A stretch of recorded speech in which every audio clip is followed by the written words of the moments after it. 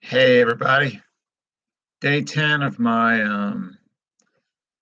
30-day video challenge, day 10. Today I want to talk about something that's very inspiring and wonderful and blah, blah, blah. It has to do with love. And I believe people call it unconditional love, which is the solution to probably most every problem in the world. And how can that be? Well,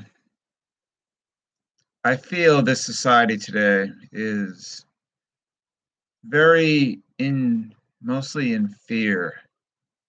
We're programmed to be in fear. The news puts us in fear. You know, everything is about fear, fear, fear, and low vibrational emotions. The world we live in generates this fear because I think in some way the people who are, putting out this information, they get off on people being afraid because they're easier to control. People are easier to control when they're in fear rather than love. If you're at a higher vibration, you know who you are. You know that you're part of the infinite consciousness and you are infinite consciousness and you're a point of attention within it. What can you possibly fear if you know that no matter what happens, nothing can harm you? The infinite love, the infinite wisdom, the infinite forever. That is what we truly are in our base form. And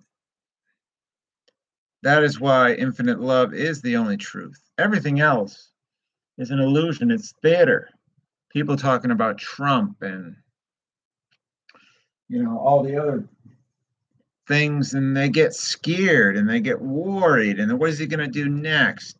It's like, how about we all come together, heart-centered, and just not cooperate with him, not be afraid of his authority. People they think authorities have power over them. They don't. And the way that we're going to get out of the world the way it is and make it into the paradise that it could be is through love and the power of the heart. Power of the heart is amazing. If you look at the Institute for Heart Math, it's a website.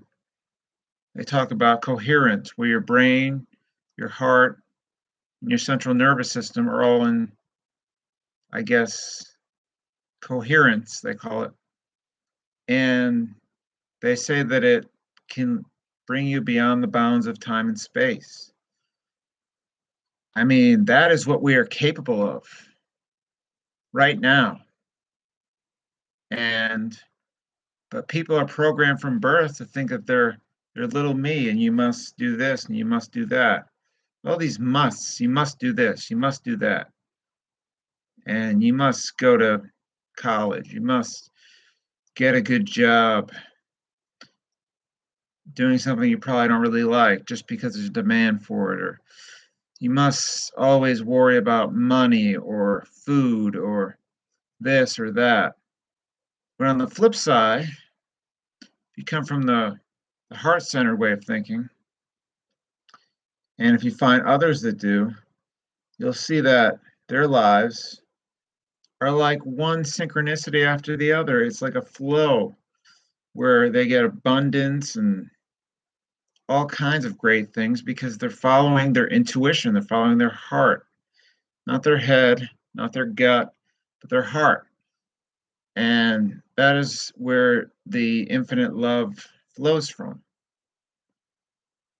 And I mean, we're just basically vehicles for consciousness. And the way that it works is we're here on this planet or whatever it is, we're not even sure. I would argue that this world is an illusion. And the way that you change what is projected on the screen is you don't do it in the outside world, you do it on the inside first. I don't know if it was Jim Morrison who said it has to happen inside first. And there's this great story about a doctor healing patients just by basically reading their files, I guess, and like thinking positive things about them. And there's been all these things that have been done, like in the book Autobiography of a Yogi, this guy took a lethal dose of some psychoactive potion or whatever, something that would kill anyone, psychoactive drug. And he used his consciousness to not die. It's the same thing when people walk on hot coals and their feet don't get burned. It is because an illusion can only burn an illusion if you believe it can. And if you're in a certain state in your mind, in your heart, it can't burn you. There's no way. It's kind of like, I'm trying to think of an analogy, but it's like people who live in these belief bubbles where they believe certain things are a certain way, this is the way it is, and they don't realize that when you expand your consciousness, you expand your empathy, your compassion, your whatever, your life transforms magically into a better world. And it's just a wonderful thing to do. I'm still working on getting there myself completely, because it's easy to get sucked in. This whole world is designed to suck you down into a fear-based way of thinking, but you just got to stop. It's very hard, but you just need to be aware of who you are. It'd be a wonderful world if we all acted as if we're all one consciousness and we all helped each other out. And there were no people starving in a world of plenty, and there were homeless people in a world where there are millions of houses that are empty. I mean, it's ridiculous that we even have homeless people and starving people. It is totally ridiculous. A world run through love and compassion and empathy would never allow that. And it's just like they would never and that's why I think our leaders,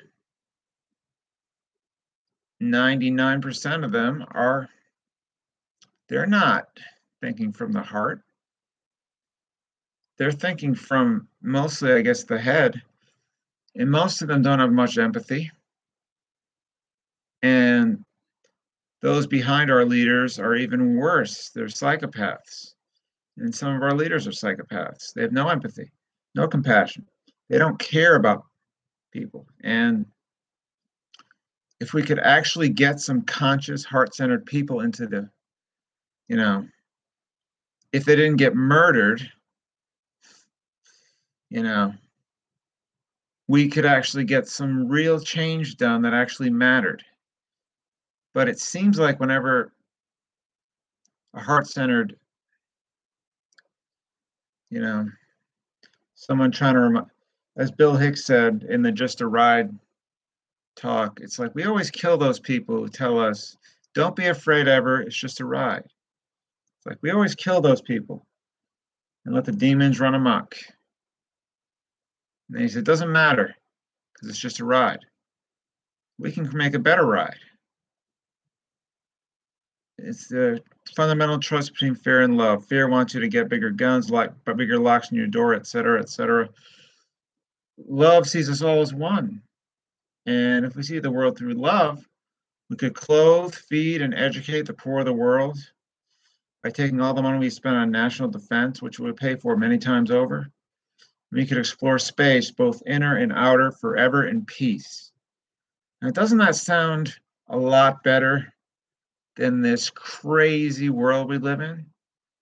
I mean, think of the kind of world where everyone sees themselves in other people. Everyone says we're all of the same, consciousness we're on. I am love, you are love. My wisdom comes from the highest source. I see that source in you.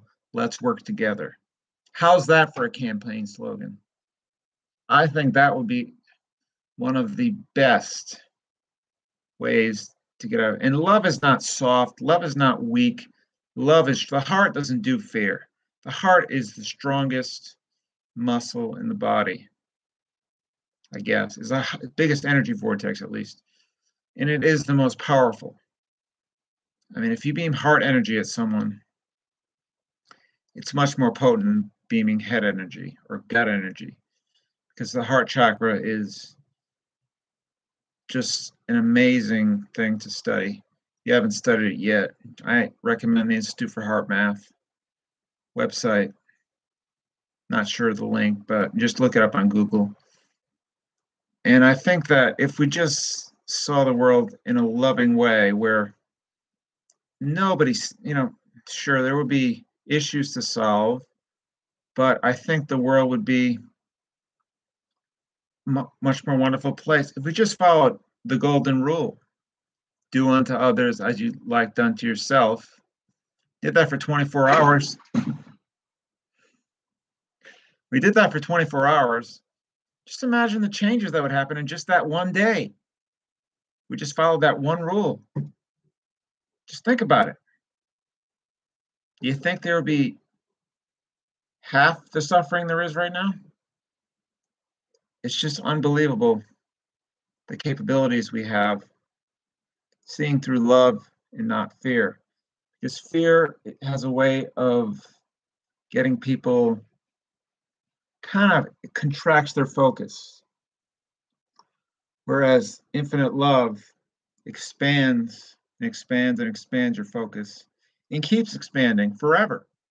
I mean, even after you die, it just keeps going, because it is the most expansive, highest frequency that you can have.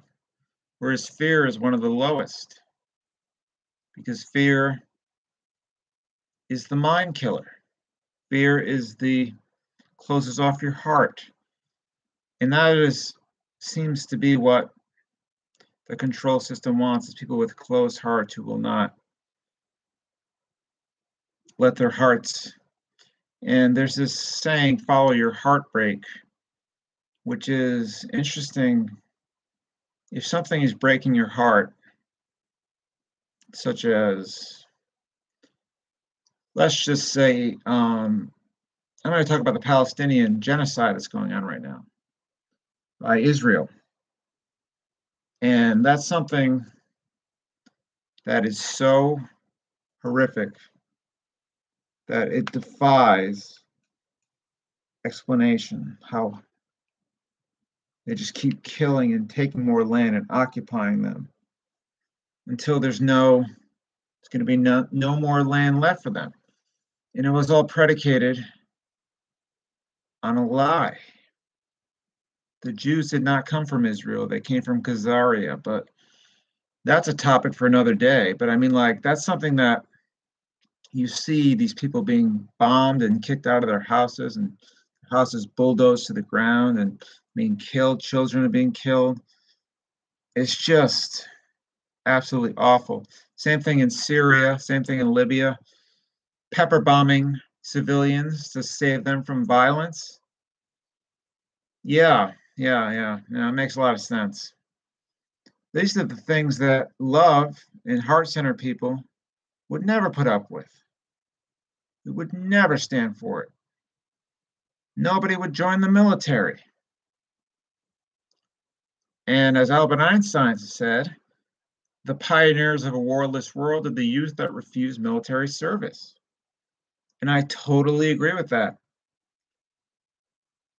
People who join the military, I don't know. A lot of them are tricked into it. They don't know any better. Some of them are probably, just want to kill people, whatever. But I feel that if we could possibly, in my lifetime, transform the consciousness of the world to the heart and away from the gut and the head, I think the world could be a paradise, and we could finally, just have a world that everyone can enjoy, no matter who you are. And I really hope it happens. I'm not going to hope. I'm just going to keep talking about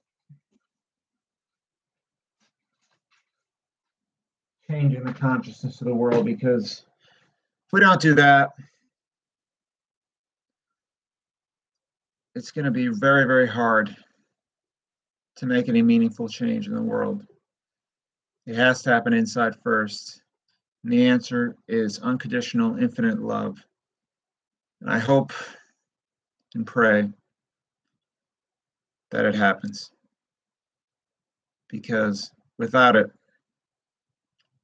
living in fear is never going to be the answer. Fear, guilt, and shame are wasted emotions. Fear is false emotion at appearing real, as someone once put it. So, and Buddha said, any suffering is a fundamental misunderstanding about reality. So if you're living in fear, you're suffering in fear, you have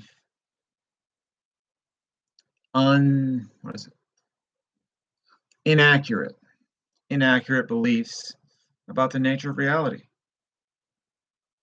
I mean, I'm not talking about fight or flight fear if you get held up at gunpoint. I'm talking about, fear of success, fear of failure, fear of what other people think of you. That is one of the biggest prisons we live in, is fear of what other people think. I mean, we just need to just stop the fear and progress to love, and just realize this world is a holographic illusion. And once you really internalize that, fear will dissipate. I'm almost there. I'm getting there. It's been a long journey for me, but removing fear from my life is going to be a process. But the more I think of myself as infinite and infinite possibility, infinite potential, infinite everything, the less fear I generate. Because if I'm all that is, has been, and ever can be, and that's as bad as it gets, what is there to be afraid of? So I'm doing this video for myself as well, because I feel I need to hear this more and more too. We all do. So anyway, infinite love is the only truth. Everything else is illusion. Thank you for listening. Hope you got some value out of this one. I really think it's the answer to all of our problems. And I believe if we all just gradually get rid of our fears, this world will be transformed. And I am really looking forward to that day. Thank you so much for listening. I'll see you tomorrow.